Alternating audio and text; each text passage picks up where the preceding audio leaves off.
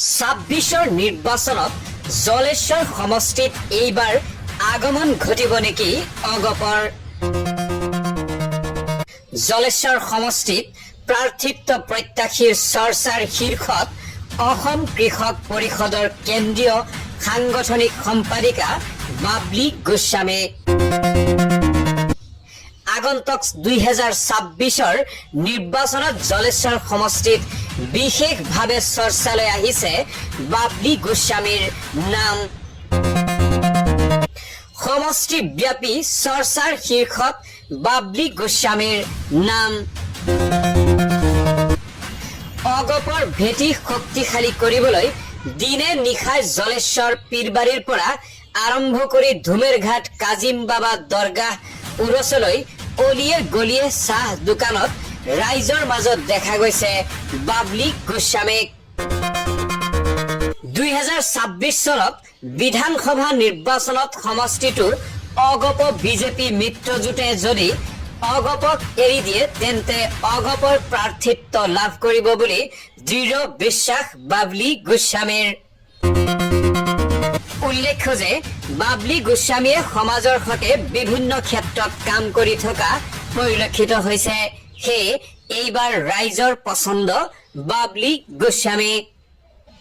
২০২৬ৰ বিধানসভা নিৰ্বাচনলৈ এতিয়াও কিছু মাহ বাকী আছে যদিও বাবলি গোস্বামীয়ে জলেশ্বৰ সমষ্টিত সমষ্টি কমিটি আৰু আঞ্চলিক কমিটিসমূহৰ কৰ্মকৰ্তাসকলক লগত লৈ বুথ কমিটিৰ লগতে বিভিন্ন দলীয় কাৰ্যসূচী ৰূপায়ণ কৰি থকা পৰিলক্ষিত হৈছে। তদুপৰি বিভিন্ন অঞ্চলত ৰাইজৰ কাষত থিয় দিয়াৰ লগতে ৰাইজৰ সমস্যাসমূহ সমাধান কৰিবলৈ যত্ন কৰিছে বাবলি গোস্বামীয়ে। News desk report, any Assam 24। আপনার এতে আসলাম প্রথম কথা আপনাদেরকে ধন্যবাদ যে আপনারা আমাকে এত ভাল পান কি কম। আর এখানে সমষ্টিত কিন্তু যত ঘরত গেছুম বা যতে নাই যাং কেনে মানুষগুলোর লগত একটা ভাল সম্পর্ক আছে। নিজের জায়গা না, নিজের জায়গার মানুষের লগত যদি ভাল নাপাম কাক পাম কম। আজি মানে মই এতে আসি মই ভাবোগে নাই যে মোর বইনগুলো বন্ধু মফিদুল দা আছে, মফিদুল দাৰ পৰা দুই এষাৰ কথা জানিবলৈ যত্ন কৰিম। তে যিহেতু আজি আপুনি আমাৰ ইয়াত খুবেই আনন্দিত পালোঁ। আপুনি এনেকুৱা বিজি মানুহ হোৱাৰ পিছতো যে আপুনি আমাৰ এই ঘৰত আহিছে তাকে মই বহুত আনন্দিত। আজি কি ক'ব আপুনি এই আমাৰ গোৱালপাৰা জলেশ্বৰ সমষ্টিৰ ৰাইজক? মই এক নম্বৰে আমাৰ টিভি ৰহিম ভাইক মই ধন্যবাদ জানাম। কিন্তু জলেশ্বৰ সমষ্টিৰ মানুহক কি জনাম মানে অলরেডি সবে মানে জানে বা গম পায় যে আমার বাইদেউ যিটো ইলেকশনত দাবিদার বহুত বছৰৰ পৰা হৈ আছে। তাৰে মাজত মই দেখিছোঁ যিটো আমাৰ ৬টা কেণ্ডিডেট, তাৰ ভিতৰে আমি 11টা পঞ্চায়ত ঘূৰি পাইছোঁ। গোটাইকেইটাকে আমাৰ বাইদেউৰ ছাপোৰ্টাৰ।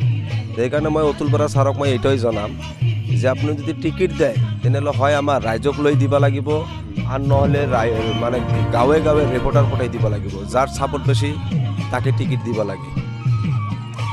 তো মই বেছি নকওঁ ইমান, যিটো আমাৰ আৰু বেলেগ জেগাত যাব লাগে।